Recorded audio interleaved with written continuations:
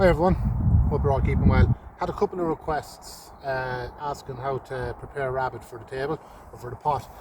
So I'm after been out shooting a few rabbits.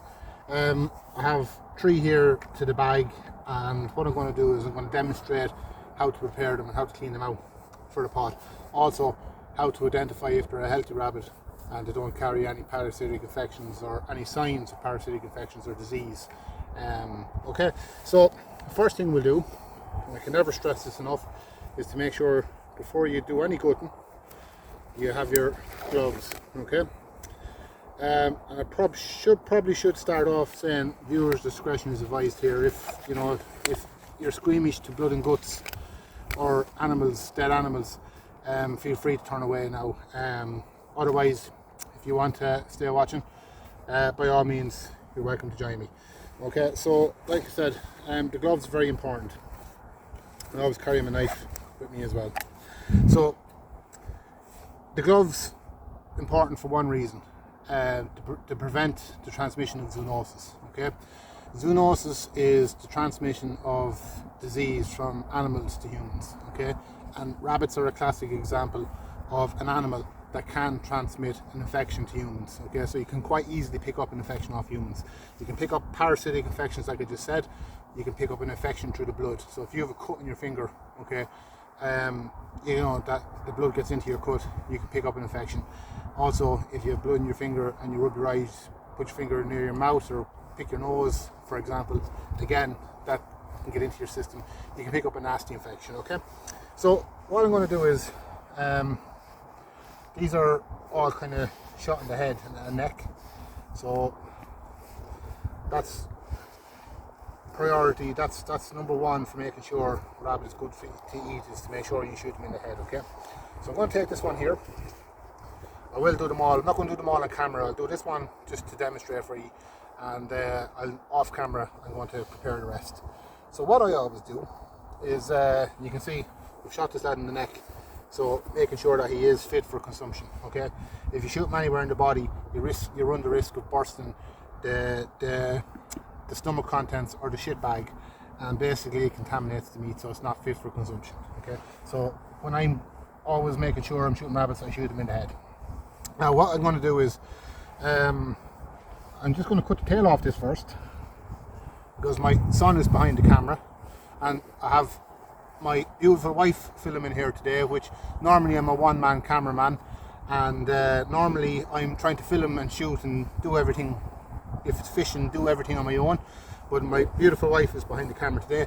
My son is just standing over here. My son has asked for the rabbit tails. He's collecting the rabbit tails, so I'm going to cut the rabbit tails off and leave that to the side. Okay, now what I'm going to do is, first we want to skin this rabbit. Okay, and to skin it, what I'm going to do is, from the back, is I'm going to pick up the skin and I'm just going to make a careful incision, careful not to cut the meat. Okay, and you can see then the meat, the skin will separate. And all I'm going to do is I'm just going to pull, just like that. I'm going to grab the back legs and I'm going to pull the fur up, the skin up, okay, up to the head. And then all I'm going to do is I'm going to reach in, pull the front paws down, just like that. And what we can do then is we can cut the head off. Okay, now I will dispose of these. I won't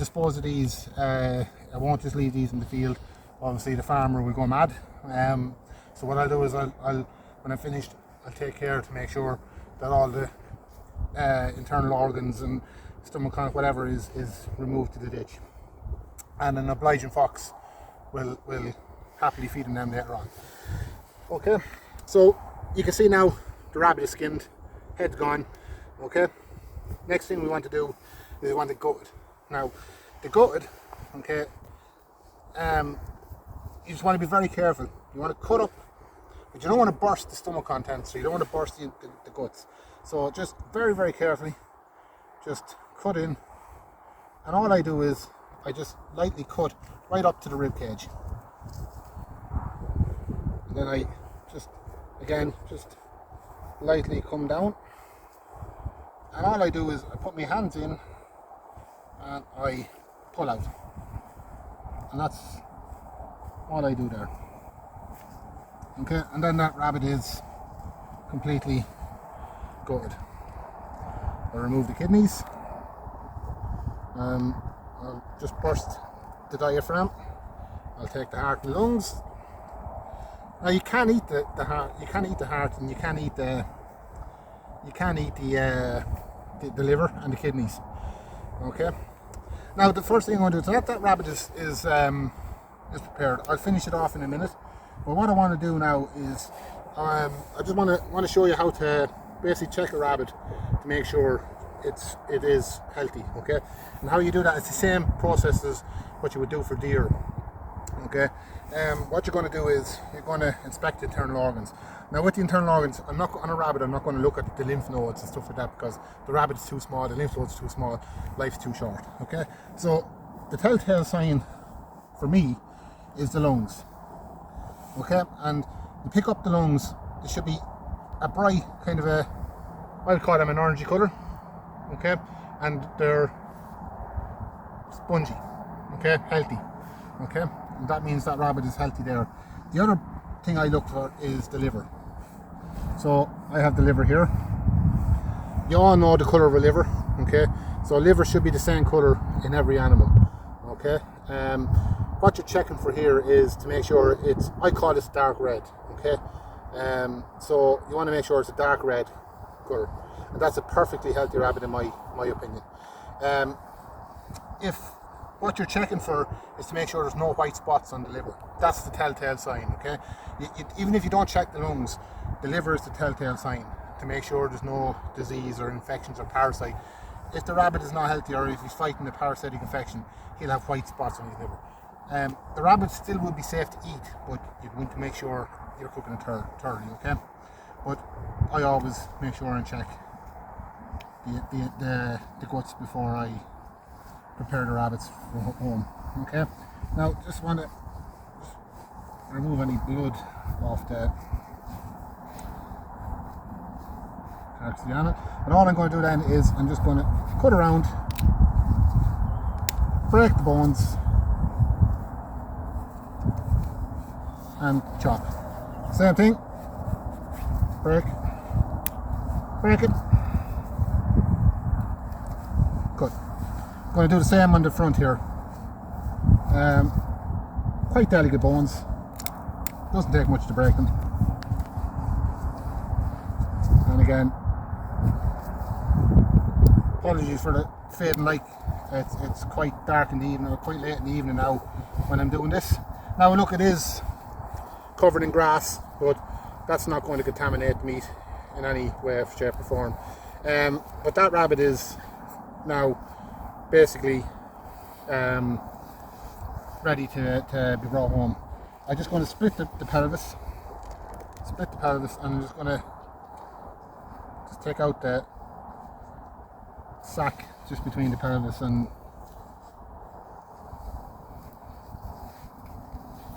as you can see, that rabbit is perfectly ready now for the pot.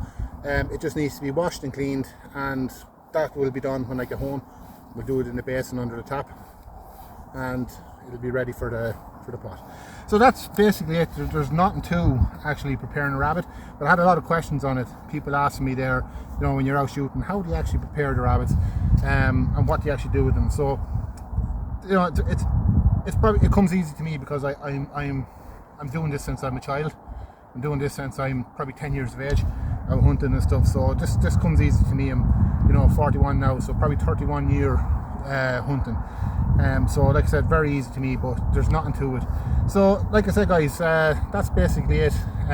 So thank you for watching, and until next time, all the best.